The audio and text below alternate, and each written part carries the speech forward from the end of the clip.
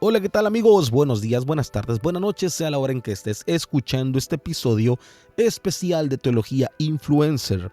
Estamos en nuestros anteriores episodios hablando sobre los fundamentos de la hermenéutica. Aprendimos lo que significa exégesis, ¿verdad?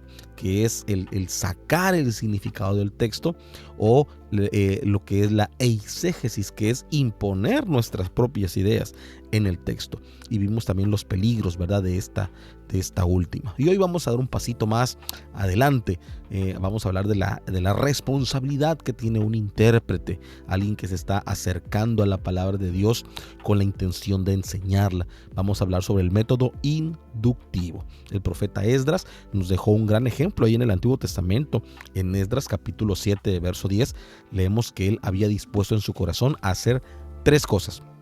Número 1, estudiar la ley de Jehová. Número 2, practicar la ley de Jehová. Y número 3, enseñar la ley de Jehová. Y estas 3 acciones definen la responsabilidad de cada uno de nosotros como creyentes, los que estamos estudiando para poder enseñar, ¿verdad?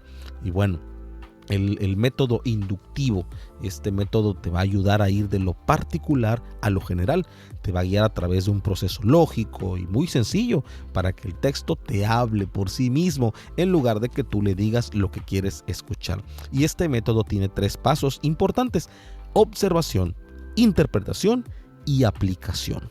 Por ejemplo, en la observación, dice, este es el paso más importante y a menudo pues el que más se omite, porque aquí es como si fuéramos detectives. Tenemos que observar cualquier detalle en el versículo que estamos leyendo, en el pasaje.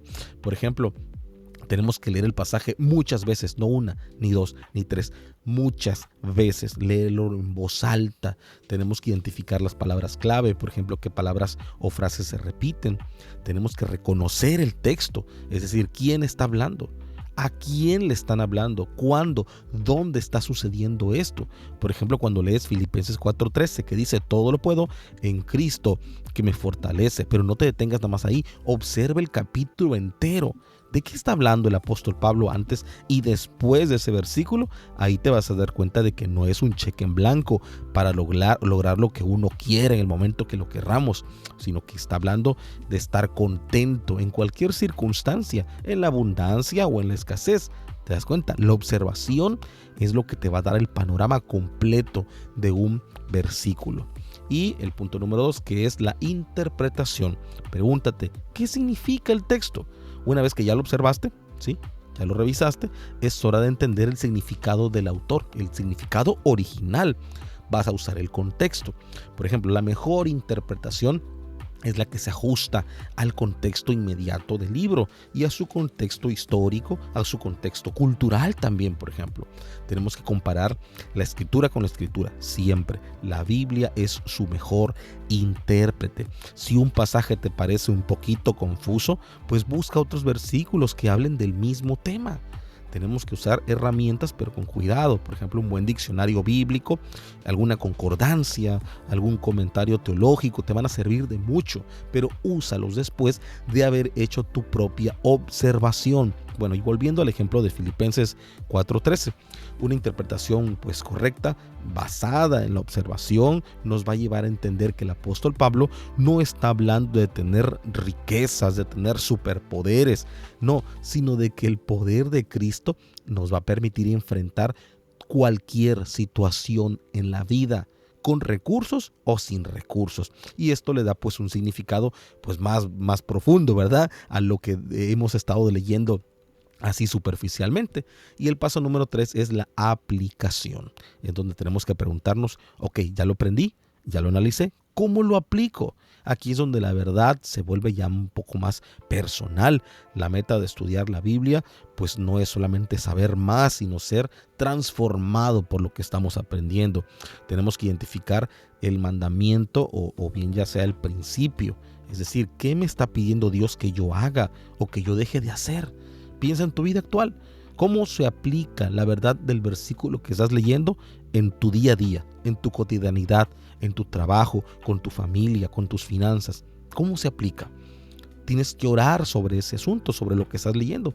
Pídele al Espíritu Santo de Dios que te dé fuerza, que te dé sabiduría para obedecer. La aplicación ahí de Filipenses 4:13 a nosotros nos desafía siempre a confiar en la provisión, en el poder de Cristo en cada etapa de nuestra vida. No importa las circunstancias y no simplemente a declarar prosperidad que no se alinea con el contexto. No, el contexto es que el Señor nos va a proveer de todo para poder estar firme ante cualquier acechanza, poder superar todo lo que venga, todo lo que pase, todo lo que acontezca en nuestra vida, que el Señor va a estar ahí con nosotros. Bueno, pues el estudio inductivo no es solamente un método académico, esto es un estilo de vida, un estilo que honra a Dios.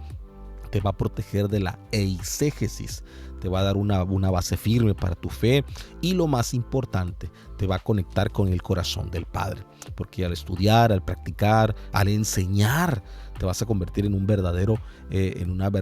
foco de influencia para las personas que están a tu alrededor, las que van a aprender de lo que tú les vas a enseñar. Y bueno, me encantaría dejarte una tarea por ahí, que es aplicar el método inductivo.